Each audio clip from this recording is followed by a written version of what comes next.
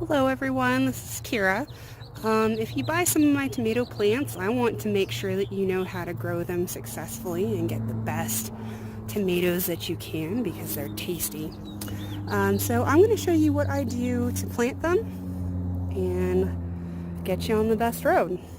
So you can see here some of the other tomato plants I've planted in my beds. You can see this one sitting in front of me here is quite a lot taller than what you see planted, and that's because I am planting them deep. That hole is about a foot down. It's about as deep as I can go in my beds. And the reason we want to do that is because tomato vines, anytime the vine actually touches the soil, you can see little hairs and little nubs there. Every time that touches the soil, it will put out new roots. So we can add a significant amount of root mass to our tomato plant, which helps it take up more water and more nutrients and just be the healthiest plant it can be. So the next thing I want to do before I actually put this guy on the ground is I'm going to defoliate some of the leaf stems here. So I'm actually going to probably take off most of the leaves up until this top crown where the plant is growing, or just a few down. And that way we can bury them and they'll stay really healthy and they won't have the leaves buried in the ground. Bear with me trying to snip these off one-handed with the camera. So now most of my tomatoes are what is called indeterminate, meaning they will grow as high as you can provide support for them, as opposed to a determinate tomato, which has a set height that it goes to and sets out pretty much kind of a set amount of fruit. And what we do with determinate tomatoes is something called single stem pruning.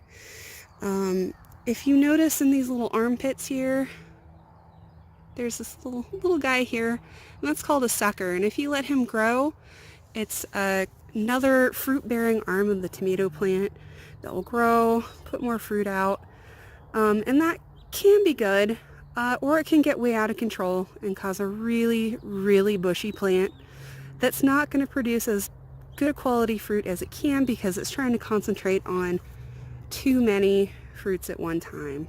So that's one reason to single stem. Another reason to single stem is for airflow reasons. Tomatoes do not like to have their leaves wet. They're very susceptible to fungus and blight. So that's another reason to keep them their foliage kind of sparse so that air moves through, they don't stay wet if they do get wet, and it keeps them healthy. So now let's finish pruning off these last few branches, and really you can see how much I've taken off. That's not drastic. As long as you leave enough leaves up here, the plant will have enough leaves to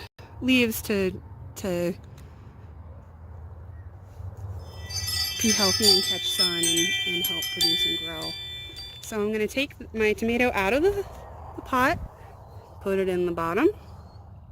Now, one of the things that I do is I add our homemade calcium mix, which is just all the eggshells we save. We bake them for 20 minutes at like 350 and then pulverize them in our Vitamix.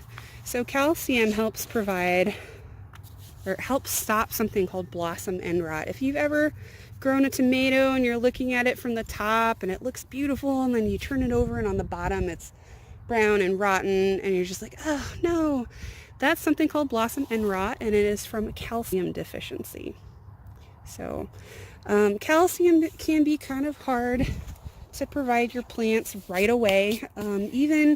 Even this, going through and baking it and pulverizing it, does not make it immediately bioavailable to the plant, meaning the plant can't use it right away. It still has to break down some, but this helps it along a lot, and it'll get there.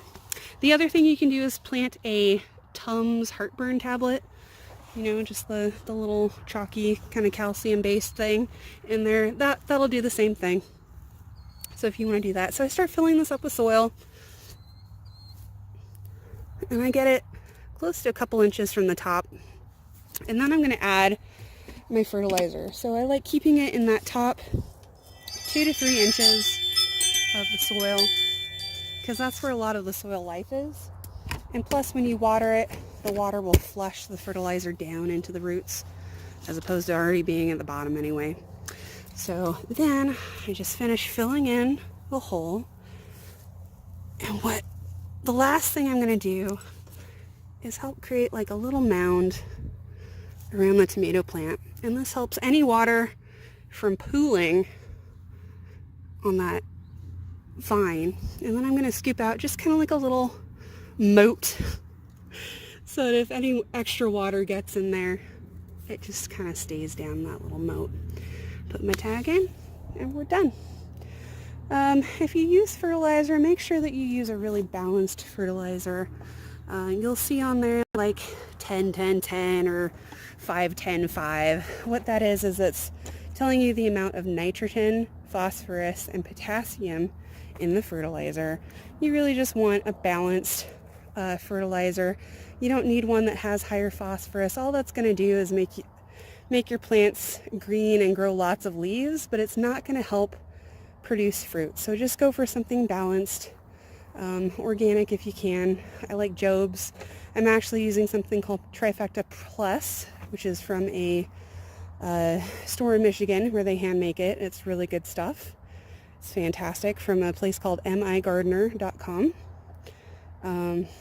So yeah, that's pretty much what I do. Indeterminate tomatoes will grow as tall as you will let them and can support them. So you can see I've got T-posts and cattle panels that are about 8 feet tall off the ground, and they'll grow even past that by the end of the summer.